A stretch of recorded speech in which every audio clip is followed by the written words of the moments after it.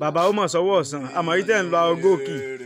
ó sọ́wọ́ ọ̀sán bàbá àlejò ọmọdé ọkùnrin obìnrin àgbàlagbà ṣé ẹ tí gbọ́ ni. a gbọ́ pé kí ni. ẹ tí gbọ́. pé kí ni. ọjọ́ 17 oṣù yìí on 17 níjọ́ Friday ọdún 2020 tá a wà yìí oṣù kìíní yìí ní àràbà olú ìṣẹ̀ṣe tuntun ni yóò wúyè gẹ́gẹ́ bí àràbà olú ìṣẹ̀ṣe ilẹ̀ Ìbàdàn. ẹ dákun sáà lè mọ orúkọ àràbà tí ó fẹ́ jẹ oyè. ojú ni wọn ìsáyè mọ olóko olóyè Ifálérè Ọdẹ́gbèmí ọmọ Ọdẹ́gbọlá.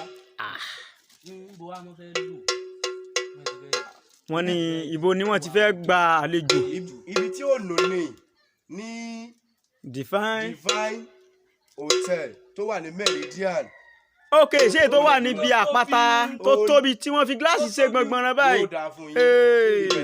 bàbá mọ̀ kú náwó. ìní ṣe ńlá bẹ́ẹ̀ ni ìní tí ó wàá gba gbogbo wa ní pátá tá a ti pè yín ibẹ̀ la lo ibikíbi tí oníkálukú bá ti ń bọ̀ tẹ́ ẹ bá sọ pé ẹ̀ ń bọ̀ ní àpáta pé ẹ̀ ń lọ sí Meridian ní àpáta wọ́n sọ pé Meridian ní hòtẹ́ẹ̀l ní Divine event center tó wà ní hòtẹ́ẹ̀l bẹ́ẹ̀ ibẹ̀ lẹ́ ń bọ̀ ibẹ̀ láti ṣe.